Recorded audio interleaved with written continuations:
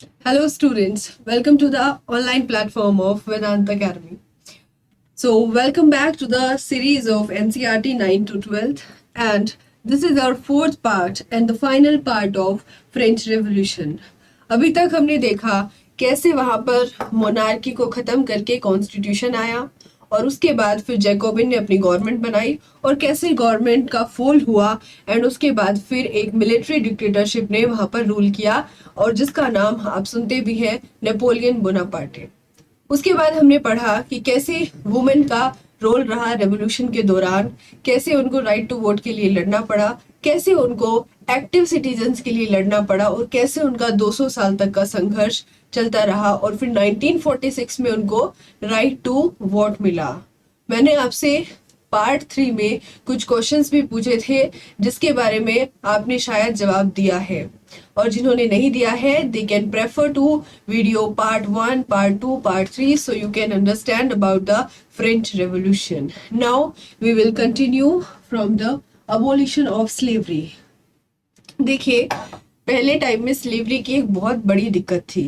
वो सिर्फ इंडिया में ही नहीं थी या कहीं पर भी, हर जगह स्लेवरी की दिक्कत थी। कैसे लोगों को स्लेव्स बनाकर रखा जाता था और कैसे उनके अधिकारों का हनन किया जाता था, कैसे सिर्फ अपने यूज के लिए लोगों का इस्तेमाल किया जाता था। तो क्या कोई भी ऐसी गवर्नमेंट नहीं बन रही थी या कोई ऐसा राजा नहीं था जो उनके बारे में सोच रहा था? तो अब हम जानते हैं कि कैसे फ्रांस में स्लेवरी को अबॉलिश किया गया और फिर से उसको रीइंट्रोड्यूस किया गया और फिर फाइनली उसको कैसे हटाया गया। इन सब चीज़ों के बारे में हम आज देखेंगे और इस चैप्टर को ख़त्म करेंगे। And one more thing, as I always said there is no shortcut. तो हमने इन वीडियोस में कोई शॉर्टकट नहीं लिया है। तो अगर आपको फ्रेंच रेवोल्यूशन को और उस टाइम की फ्रांस की सोसाइटी को पढ़ना है तो ये आपके लिए इम्पोर्टेंट है। साथ ही साथ ये सिर्फ कॉम्पिटिटिव एग्जाम्स में आपका सिर्फ जीएस और उसमें हेल्प नहीं कर रहा है कि एनसीईआरटी में हेल्प कर रहा है। आपको वर्ल्ड हिस्ट्री को भी फिर अलग से इतना पढ़ने की जरूरत नहीं पड़ेगी क्योंकि आपके बेसिक्स यहीं पर क्लियर हो जाएंगे, क्योंकि आपको पता चल जाएगा कैसे फ्रेंच रेवोल्यूशन हुआ, कैसे रशियन रेवोल्यूशन हुआ, कैसी सोसाइटी थी। सो आइए चलते हैं और पढ़ते हैं abolition of slavery which is our next topic. Abolition of slavery, one of the most revolutionary social reforms of the Jacobin regime. तो जो जैकोबिन थे उनकी कुछ पॉलिसीज गलत थी। क्या पॉलिसी थी उनकी? पनिशमेंट, कि कुछ भी होता था तो वो सीधा पनिश करते थे। And tell me in comment section किस डिवाइस से पनिश करते थे वो? Tell me the name of device, device name and who invented it. Okay, so one of the most revolutionary social reforms of the Jacobin regime was the abolition of slavery in the French colonies. So one of the most revolutionary reform जो था आपका Jacobian, आपकी जो Jacobian government थी उसका सबसे बड़ा जो रिफॉर्म था वह था abolition of slavery in French colonies. ना कि सिर्फ फ्रेंच में, ना ही सिर्फ फ्रांस में, बल्कि फ्रांस की जितनी भी कॉलोनीज फ्रांस की थी उन सभी के अंदर। The colonies in the Caribbean, there are Martinique, Guadeloupe and San Domingo were important suppliers of the commodities such as tobacco, indigo, sugar and coffee. This word is also familiar with our modern history. Gandhi, Indigo plantation होती थी तो Indigo planters जो थे, workers जो थे, उनके लिए क्या काम किया था। ठीक है, तो ऐसे ही क्वेश्चन बनते हैं और आप ऐसे ही कनेक्ट करके पढ़ते हैं और रिवीजन करते हैं। सो क्या था कि जितनी भी फ्रेंच कॉलोनीज थी वहां से उन्होंने क्या किया, स्लेवरी को हटा दिया गया और ये 3 कॉलोनीज का नाम दिया गया है। एंड यहाँ पर क्या था, ये इंपॉर्टेंट सप्लायर्स थे किस चीज के? tobacco, indigo, sugar, coffee. But the reluctance of Europeans to go and work in distant and unfamiliar land meant a shortage of labor on the plantations. ठीक है, तो वहां पर क्या हो रहा था? शॉर्टेज ऑफ लेबर थी प्लांटेशन पर। ठीक है, तो क्या था? This was met by a triangular slave trade between Europe, Africa and America. एक ट्रायंगुलर शेप स्लेवरी का जो ट्रेड था वो ऐसे ही होता था, यूरोप अफ्रीका अमेरिका, ठीक है। And this slave trade began in 17th century. French merchants जो थे वो sailed from the ports of बाडो और Nantes to the African coast where they bought slaves from local. वो क्या करते थे, लोकल जो आपके वहां पर जितने भी काम करते थे वहां से उनको स्लेव्स को लाते थे, उनको शेकल करते थे एंड उनको पैक कर शिप पर 3 मंथ में उनको अटलांटिक टू कैरेबियन भेज दिया जाता था। मतलब उनको एक शिप में बिठाकर 3 महीने के लिए उनको टाइटली पैक करके, क्योंकि there were so many numbers of slaves और जगह उतनी नहीं होती थी, तो उनको लोकल किसी भी वहां पर जो भी आपके थे लोकल जगह पर से लेकर उनको शिप पर बिठा दिया जाता था और उनको क्या करते थे, उनको वहां जाकर बेच देते थे। And then they were sold to plantation owner, क्योंकि वहां पर प्लांटेशन पर जो प्लांटेशन वर्कर्स जहां पर कमी थी, तो जो ओनर्स थे वो क्या करते थे, उनको बोलते थे कि यहाँ पर कमी है, तो ये लोग क्या करते थे। एंड ये पोर्ट्स आप याद रखिए, बाडो एंड नॉन्स, ठीक है। एंड 3 मंथ का लॉन्ग वॉयज जाता था अटलांटिक टू कैरेबियन। सो आपको ये चीजें बहुत याद रखनी है, because these are the things which make your answer different from others, that you have to know। अगर आप हिस्ट्री की बात कर रहे हो और उसमें कुछ भी आप ज्योग्राफी का थोड़ा सा लोकेशन डाल दोगे, थोड़ा सा मैप डाल दोगे, थोड़े से पोर्ट्स के नाम डाल दोगे, so this make your answer very impressive। So the exploitation of slave labor made it possible to meet the growing demand in Europe market for sugar, coffee, indigo। तो इससे क्या हो रहा था, जो आपकी एक्सप्लॉइटेशन हो रहा था स्लेव लेबर का, इसने क्या किया, it is possible to meet the growing demand. जो आपकी डिमांड थी यूरोपियन मार्केट्स में किस चीज की, शुगर की, कॉफी की, इंडिगो की, इसमें क्या हो रहा था, स्लेव जा रहे हैं तो जो डिमांड है वो बढ़ रही है, जो डिमांड बढ़ रही है तो वो उसको पूरा कर पा रहे हैं। सो जो आपकी पोर्ट सिटीज है, अगेन बाडो एंड नॉन्ट, और their economic prosperity to the flourishing slave trade. तो इसकी जो इकोनॉमिक इसकी ग्रोथ हो रही थी, तो इससे और क्या हो रहा था, इससे अगर ठीक है आपके पास नंबर ऑफ स्लेव ज्यादा है, आप प्लांटेशन में काम ज्यादा कर रहे हैं, आपको पैसा ज्यादा मिल रहा है, तो इस ट्रेड मतलब स्लेव ट्रेड की वजह से उनको अपना पैसा मिल रहा था, तो they are very prosper economically, they are very prosperous. And again I am telling you these port cities you have to learn this. Voice जो जाता था आपका अटलांटिक टू कैरेबियन, 3 जो आपकी कॉलोनीज है इनके नाम, so that you have to learn only. Okay, there is no formula कि आपको याद हो जाए, you can make your own tricks, because जो आप खुद बनाओगे वो आपको लंबे समय तक याद रहेगा। So make your own trick कि आप इसमें किस तरह से इनको याद रख सकते हैं, but this is must, because this will make your answer different from others and impressive. तो हमें बेहतर करना है कि हमें औरों से अलग किस तरह से जाना है, because everyone is preparing. If you are studying here then someone is studying anywhere. Okay, शायद there is problem.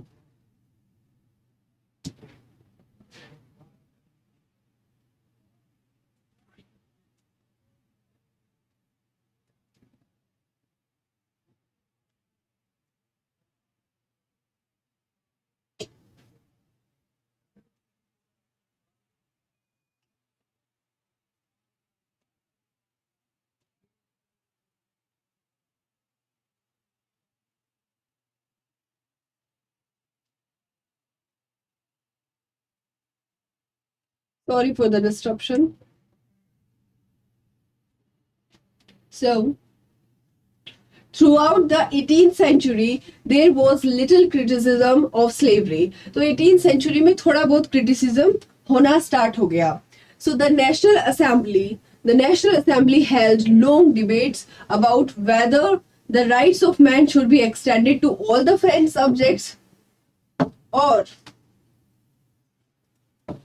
Including those in the colonies, कि जो फ्रांस में जो राइट्स बन रहे हैं जिनके लिए वो लड़ रहे हैं, तो क्या वो सिर्फ फ्रांस के लिए है, जो फ्रांस में लोग रह रहे हैं सिर्फ उनके लिए है, या जहां पर फ्रांस की कॉलोनीज है, जैसे ब्रिटिशर्स थे तो उनकी कॉलोनीज कहाँ कहाँ थी, इंडिया में उनकी कॉलोनी थी, तो अगर जैसे सपोज करो वो कोई रूल वहां पे बनाना चाह रहे हैं तो वहां पर इंडिया में भी वो लागू होगा क्या।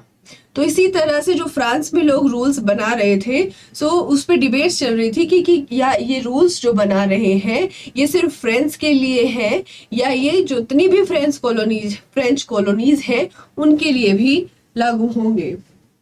सो आपकी डिबेट्स पर डिबेट्स चलती थी, but it did not pass any laws, लेकिन कोई लॉ पास नहीं होता था, because fearing opposition from businessman whose incomes depended on the slave trade।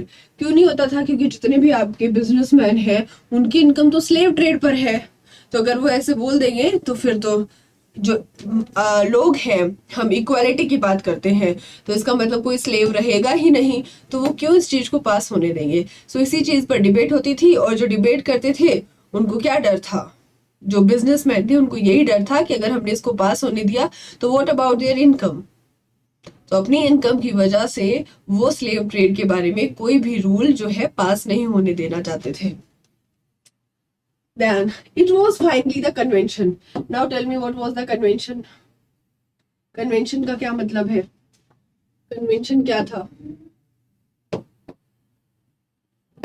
Convention उस गवर्नमेंट का नाम था जो आपकी जैकोबिन्स के थ्रू बनाई गई थी, ठीक है। सो दैट वाज कन्वेंशन, है ना। आपको एक चीज अगर आपने पहले पढ़ी है तो दोबारा उस चीज का मतलब नहीं बताते हैं यहाँ पर बुक्स में, आपको जो चीज जहां पर आपने पहले पढ़ी है, दैट इज वाई कि नींव मजबूत होना बहुत जरूरी है। इसलिए आप किसी भी चीज को पढ़ते हो तो शुरू से उसको बेसिक उसका पकड़ कर चलना है, जिससे आपको आने वाले चीजों में स्टैंडर्ड बुक्स हम पढ़ेंगे या जो भी हम मैप्स के थ्रू करेंगे तो आपको सब चीजें क्लियर हो, because it is very hard to explain all the things again and again in a video।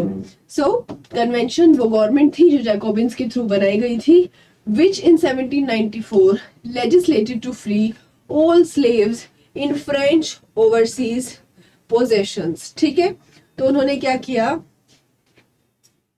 Convention वाली जो गवर्नमेंट थी उन्होंने 1794 में एक ऐसा लॉ कर दिया, उन्होंने बोला कि free all slaves in the French overseas possession, कि ना सिर्फ फ्रांस के लिए है बट जितने भी फ्रांस के ओवरसीज पोजेशंस हैं उन सभी में अब स्लेवरी खत्म हो जाएगी, because there is a law of equality.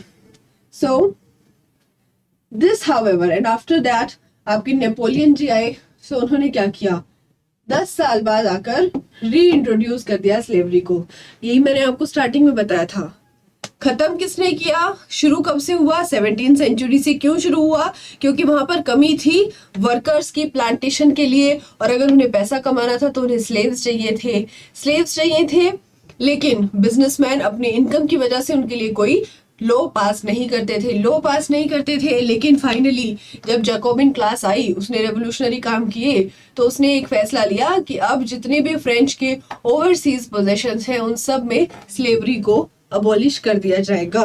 But Napoleon ने रीइंट्रोड्यूस कर दिया स्लेवरी को। इसके बारे में भी हम पढ़ेंगे, जब नेपोलियन को हम पढ़ेंगे तब हमें पता चलेगा कि उसने क्यों रीइंट्रोड्यूस किया था। लेकिन 10 साल बाद नेपोलियन ने वापस से स्लेवरी को लीगल कर दिया, and plantation owners understood their freedom as including the right to enslave African Negroes in pursuit of their economic interest, and slavery was finally abolished in French colonies in 1848।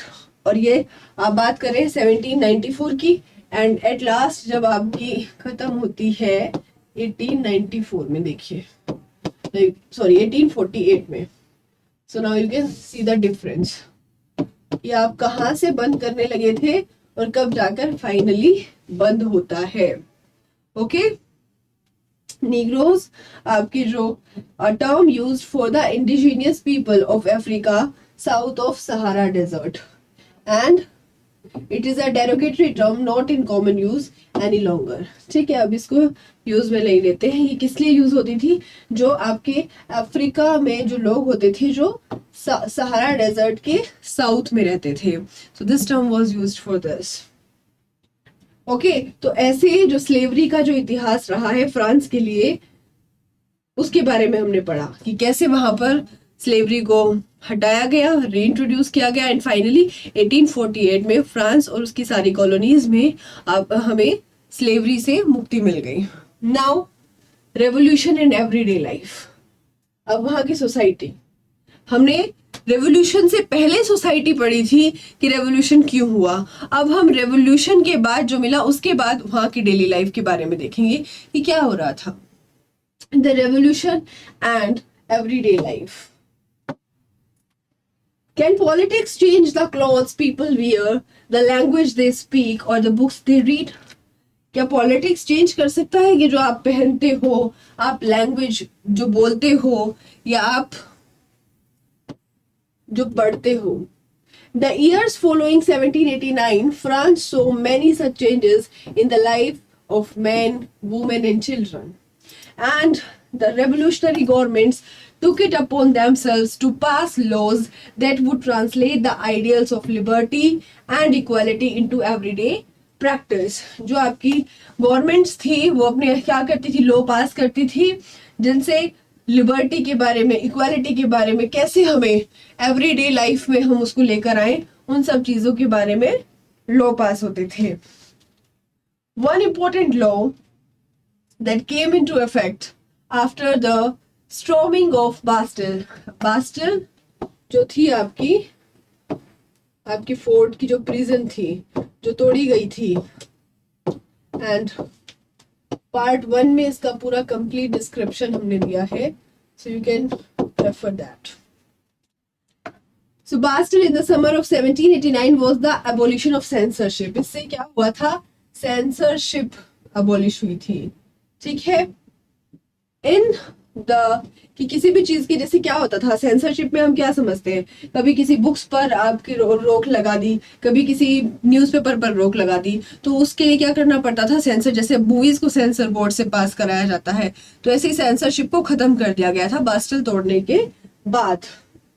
In all regime 1789 से पहले written material, cultural activities, books हो गई, newspaper हो गई, play हो गए, इनको publish नहीं कर सकते थे जब तक इनको सेंसर्स ऑफ द किंग से अप्रूव नहीं करा लेते थे। जैसे आपके सेंसर बोर्ड के बिना मूवीज को आप नहीं दिखा सकते हो ना ऑडियंस को, और अगर उनको कुछ गलत लगता है तो वो नहीं आने देते हैं।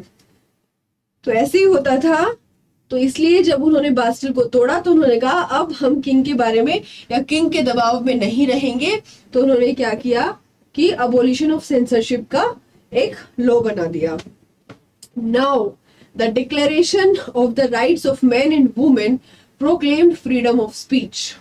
अब क्या डिक्लेरेशन हुआ?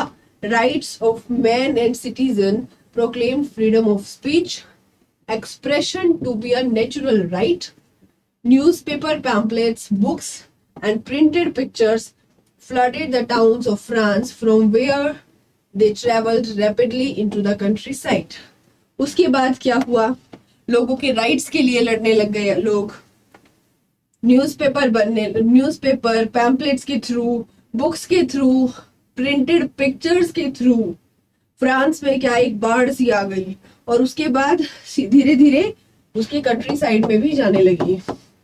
ठीक है, so they all described and discussed the events and changes taking place in France. और उन सब से हमें क्या मिलता था?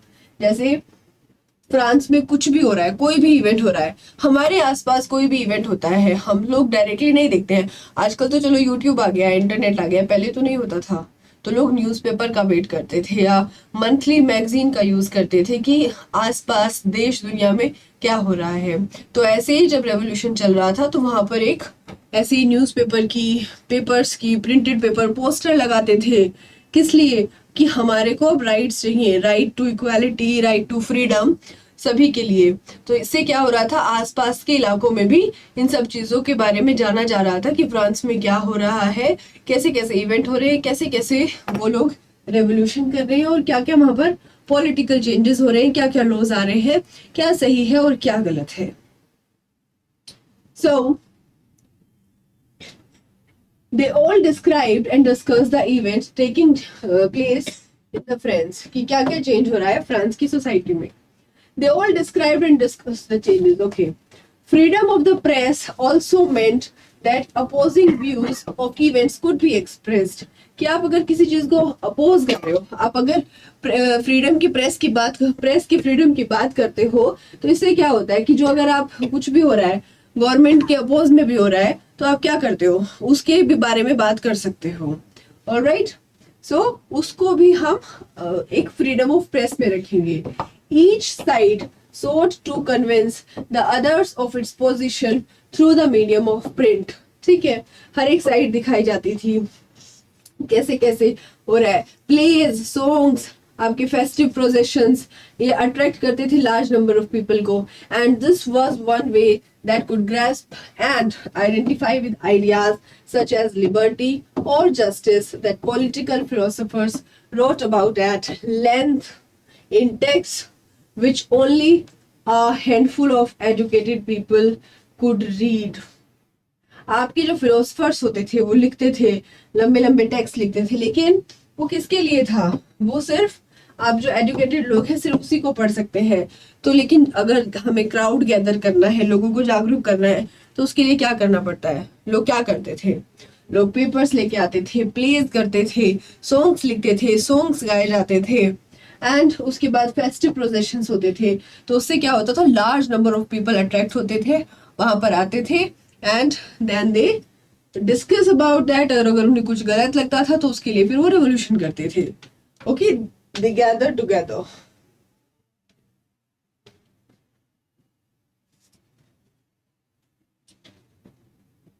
ये देखिए, आपको डायग्राम के थ्रू बहुत ही एक ब्यूटी के साथ पूरा फ्रेंच रेवोल्यूशन और उसकी सोसाइटी को दिखाया गया है. So if you have time, so please इनको जरूर देखिएगा, because these pictures have their own beauty.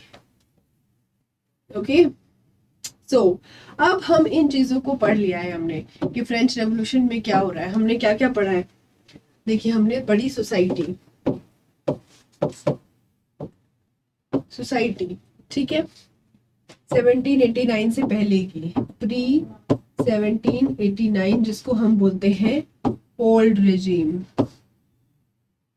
Okay. उसके बाद हमने पढ़ा सोसाइटी के बाद कि कॉजेज क्या थे, causes of revolution. Okay. Causes of revolution के बाद हमने पढ़ा आउटब्रेक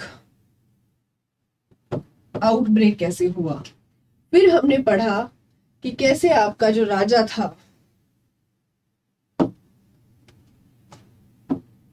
लिमिट कर दिया गया पावर को, लिमिट्स पावर, या हम इसको बोल सकते हैं कॉन्स्टिट्यूशन. ठीक है.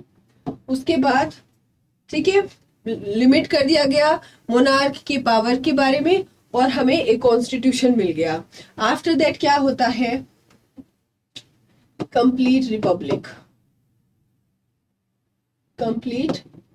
रिपब्लिक. उसके बाद आपके जैकोबिन्स आए. उसके बाद Napoleon, dictatorship, military. Okay. And उसके बाद हमने, ये सब था आपका रेवोल्यूशन से रिलेटेड. एंड उसके बाद हमने पढ़ा वुमेन का रोल, स्लेवरी कैसे खत्म हुई, कैसे रीइंट्रोड्यूस हुई, फिर कैसे फाइनली खत्म हुई. तो अब इन सब चीजों से हमें क्या कंक्लूजन निकालना है. In 1804, Napoleon Bonaparte crowned himself as Emperor of France. 1804 में नेपोलियन ने क्या किया, अपने आप को एम्परर ऑफ फ्रांस डिक्लेयर कर दिया. He set out to conquer neighboring European countries. और उसने क्या कहा कि ठीक है, अब मैं फ्रांस का राजा बन गया हूँ, मेरे पास पावर है, तो अब मैं सारी जितनी भी आसपास की कंट्रीज है फ्रांस की उन सबको भी जीत लूंगा. So he was all set to do this. And then dispossessing dynasties, creating kingdoms where he placed members of his family. और उसके बाद फिर वहां पर अपने फैमिली के मेंबर्स को वहां पर उन किंगडम का हेड बना दिया. Napoleon so his role as a moderniser of Europe. उसको वो अपने आप को किस तरह से देखता था? Moderniser of Europe. He introduced many laws such as protection of private property and a uniform system of weights and measure. तो ये देखिए आप, दो इंपॉर्टेंट चीजें आ जाती हैं कि उन्होंने किस किस चीज के लॉज दिए. Protection of private property and uniform system, की मतलब एक एक पर्टिकुलर एक सिस्टम होना चाहिए मेजर्स का, वेट्स का, एंड वेट्स एंड मेजर का एक system provided by the decimal system. Okay, इसको हम अलग से ही देखेंगे. ठीक है. सो एक protection of private property and uniform system of weight and measure provided by decimal system. तो ये क्वेश्चन आ सकता है कि ये दोनों चीजें किसके, आपके कौन उस टाइम पे जो किंग था या जो आपका एम्परर ऑफ फ्रांस था, या कहाँ पर ये दोनों चीजें हो रही थी. आपको उसका ईयर और आपको याद रखना है कि वो नेपोलियन के टाइम पे हुआ था और नेपोलियन ने ये दोनों चीजें की थी. Initially many so Napoleon as a liberator who would bring freedom for the people. पहले लोगों को क्या लगा कि वह एक जो है एक लिबरेटर की तरह से उन्होंने लिया कि जो लोगों को क्या देगा, फ्रीडम प्रोवाइड कराएगा. तो लोगों को फ्रीडम प्रोवाइड कराएगा, तो उनको यही लगा, उसको लिबरेटर की तरह देखा. But soon Napoleonic armies came to viewed everywhere as an invading force. धीरे धीरे वो हर जगह दिखने लगा. कभी उसकी कुछ पॉलिसीज गलत साबित हुई और हर जगह उसको क्या हो गया, अपना डिक्टेटरशिप दिखाई देने लगा लोगों को कि हमें कोई फ्रीडम नहीं मिलने वाली है, बल्कि हम तो दोबारा कैद हो गए. अभी तो हम राजा से दुखी थे, कॉन्स्टिट्यूशन बनाया, गवर्नमेंट बनी, उसने हमारा सत्यानाश कर दिया और थोड़ा बहुत काम किया. उसके बाद फिर क्या हुआ, अब नेपोलियन आया, पहले उसने सपने दिखाए लिबरेट करने के, फ्रीडम के. अब इसने भी क्या किया, सारी तरफ फोर्सेस है, युद्ध करना है जीतना है, युद्ध करना है जीतना है. एंड फाइनली वो डिफीटेड हो गए. कहां पर? वाटरलू में. दिस इज वेरी इंपॉर्टेंट कि नेपोलियन बोनापार्टे कहां पर हारे थे? वाटरलू. ठीक है, ये जगह आपको याद रखनी कहां पर है. Let me know in comment section. Do some homework.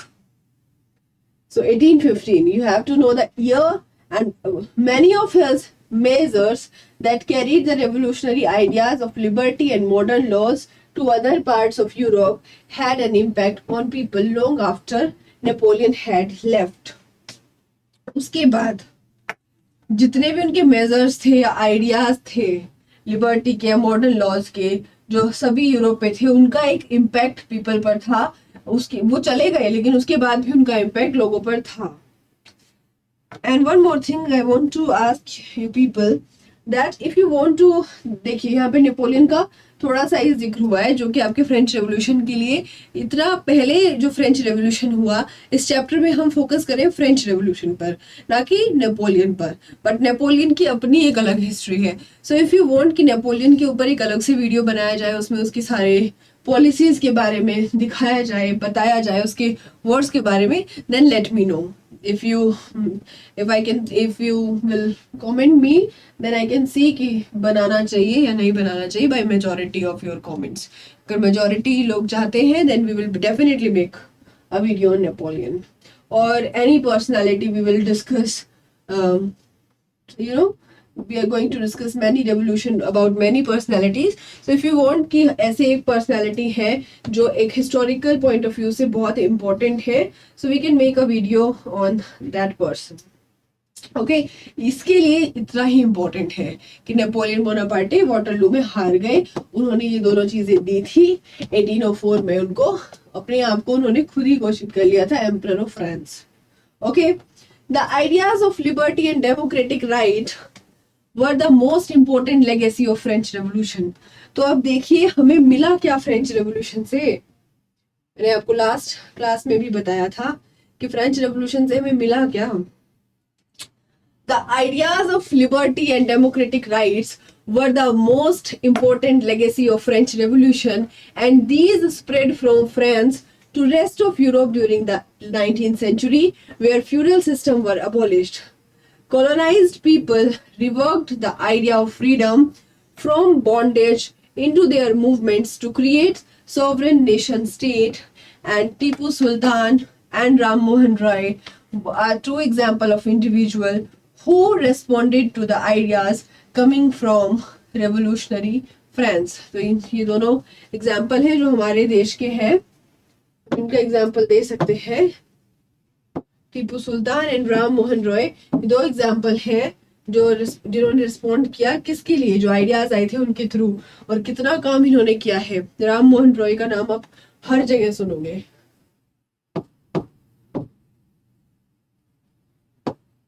इन्होंने कौन कौन सी प्रथा हटाई है, घटाई है, इन सब चीजों के बारे में हम मॉडर्न हिस्ट्री में भी पढ़ेंगे। बट क्या चल रहा था, क्या नहीं चल रहा था, modern history, ancient history, medieval history, इन सब चीज़ों में हम अपनी प्रथाओं के बारे में, उनके चलन के बारे में, क्या क्या चलता था और कौन कौन से आपके फाइटर्स थे या थिंकर्स थे, जैसे राम मोहन रॉय के बारे में हम पढ़ेंगे। सती प्रथा हटाने में किसका हाथ था, इनका कितना बड़ा रोल था, ये सब चीज़ें हम उसमें पढ़ेंगे। सो फ्रेंच रेवोल्यूशन से हमें मिला लिबर्टी का आइडिया, डेमोक्रेटिक राइट का आइडिया, एंड तीन चीजें मैंने आपको फिर बताई थी, लिबर्टी, इक्वालिटी जो हमारे प्रीएम्बल में हम पढ़ते हैं। One more question for you, tell me कितने टाइप की लिबर्टी का जिक्र होता है, कि कौन सी इक्वालिटी का जिक्र करते हैं, एंड फ्रेटर्निटी। हर एनसीईआरटी बुक्स में आपको प्रीएम्बल गिवन है।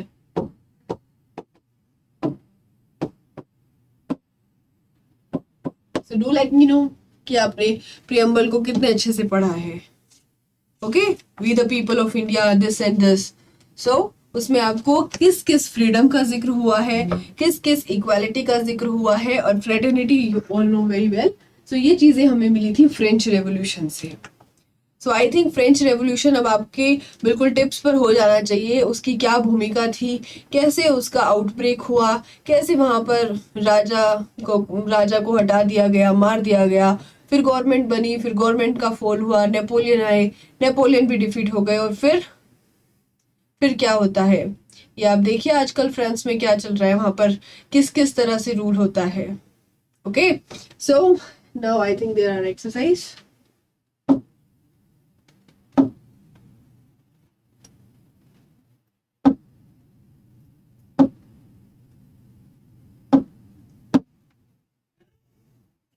So these are the activities and these are the question that describe the circumstances leading to the outbreak of the revolutionary protest। यहाँ पर हम डिटेल में क्वेश्चन के आंसर नहीं जाएंगे because this is not your 9th class की आपको मैं यहाँ क्वेश्चन आंसर कराऊंगी। The answers are available, there are so many answers available, but अगर आपने चारों पार्ट्स को अच्छे से पढ़ा है तो इसके बारे में अपने आंसर्स खुद से बनाइए, खुद से लिखिए, ना कि किसी का कॉपी करिए। जितना भी आपने समझा है उन सब चीजों को ध्यान में रखते हुए आपको सारे क्वेश्चंस के आंसर्स, ना सिर्फ ये 5 question 6 questions, but French revolution से रिलेटेड आई होप कि आप सारे क्वेश्चंस कर पाएंगे। Describe the circumstances leading to the outbreak of revolutionary protest in France. तो आप इसमें सर्कमस्टेंसेस बताएंगे जिसकी वजह से आउटब्रेक हुआ। तो आप इसमें बता सकते हो कि इंटरेस्ट रेट बढ़ाना था, प्राइस बढ़ रहे थे, आपके वहां पर इन्फ्लेशन आ रहा था, तो उन सब चीजों में आप या तो ब्लॉक डायग्राम के थ्रू की यहाँ पे सर्कमस्टेंसेस लिख दीजिए और यहाँ पर आप 3-4 कॉजेज बता दीजिए। ठीक है। Which groups of French Revolution, French society benefited from the revolution? की फ्रांस सोसाइटी में किस ग्रुप का, कितने ग्रुप थे? 3 ग्रुप थे। First state, second state, third state. First church वाले, सेकंड नोबल्स, एंड थर्ड जो आपके बिजनेसमैन थे, और उसमें जो सबसे नीचे थे पीजेंट्स वगैरह। तो किसका फायदा हुआ? And which groups were forced to relinquish power? Which section of society would have been disappointed। तो इसमें आपको बताना है कि किस किस स्टेट पर, जो आपके स्टेट्स थे, किस किस ग्रुप पर क्या क्या प्रभाव पड़े। थर्ड है describe the legacy of French revolution for the peoples of the world during the 19th and 20th centuries. तो आपको बताना है कि हमें बताना है फ्रेंच रेवोल्यूशन के बारे में for the people of world during the 19th and 20th century। Then we have a question, draw up a list of democratic rights we enjoy today whose origin could be traced to the French Revolution। तो कितनी बार आपको बता चुके हैं, liberty, equality, fraternity. तो ये चीजें आपको मिली है फ्रेंच रेवोल्यूशन से। अब देखिए अगर वहां पर रेवोल्यूशन ना होता तो ये तीन चीजें हमें भी हमारे कॉन्स्टिट्यूशन में नहीं मिलने वाली थी। सो इन चीजों के लिस्ट बना सकते हैं। और ना सिर्फ ये तीन चीजें, आप बेसिकली जो इसमें एक डिक्लेरेशन गिवन है, आप वो डिक्लेरेशन पढ़िए और फिर उस डिक्लेरेशन में देखिए आपको कि आज हमारे समाज में हमें कितनी चीजें मिलती हैं जो फ्रांस के लोग उस टाइम पर लड़ चुके थे उनके लिए। So and then would you agree with the view that the message of universal rights was beset with contradiction? Explain, ये आपको explain करना है कि आप एग्री करते हो क्या या नहीं एग्री करते हो कि जितने भी मैसेज है, with the view that message of universal rights was beset with contradiction के साथ होता है। और अगर आप एग्री करते हो तो एक्सप्लेन करिए। How would you explain the rise of Napoleon? This is again a very important question। कैसे आप एक्सप्लेन करोगे नेपोलियन की राइज को? सबसे पहले आप बताओगे कि नेपोलियन के आने से पहले फ्रांस की सोसाइटी कैसी थी, उसके बाद किन सर्कमस्टेंसेस में फ्रांस में नेपोलियन का राइज हुआ, कैसे फिर उन्होंने अपने आप को एम्परर घोषित कर लिया गया। सो वो सब आप बताने वाले हो नेपोलियन के राइज में कि उस टाइम पर जैकोबिन जो गवर्नमेंट थी पनिशमेंट कर रही थी, तो वहां पर कोई एक इंसान था ही नहीं जो सोसाइटी को उस टाइम पर संभाल पाए। तो नेपोलियन ने अपने आप को एक लिबरेटर के थ्रू हर एक इंसान के मन में क्या दिखा दिया कि आई एम द वन जो आपको फ्रीडम प्रोवाइड करेगा। और फिर लास्ट में आकर उसने लोगों के साथ वही बर्ताव किया जो उनके साथ पहले से भी होता आ रहा था, बल्कि उससे भी बदतर। उनको पूरा हर तरफ उनको मिलिट्री कर दिया गया। तो इससे क्या हुआ, उससे और बुरा हुआ। लेकिन हमें यहाँ पर बताना है राइज ऑफ नेपोलियन। तो आप पहले जैकोबिन्स की बुराई से शुरू करेंगे, उसके फॉल से स्टार्ट करेंगे और then we will discuss about the rise of Napoleon. So I think this was about your exercise and this finishes your French Revolution। I hope that now you can solve any question या any query about French Revolution and I hope कि आप लोगों को समझ आया होगा कि उस टाइम पर फ्रांस में क्या हो रहा था कि लोगों को रेवोल्यूशन करना पड़ा। And if you like the video then please do comment, share and subscribe। And if you want any change and if you want to make me that किसी टॉपिक को आपको दोबारा से समझना है then please let me know। Don't hesitate to comment। Thank you so much। Have a nice day।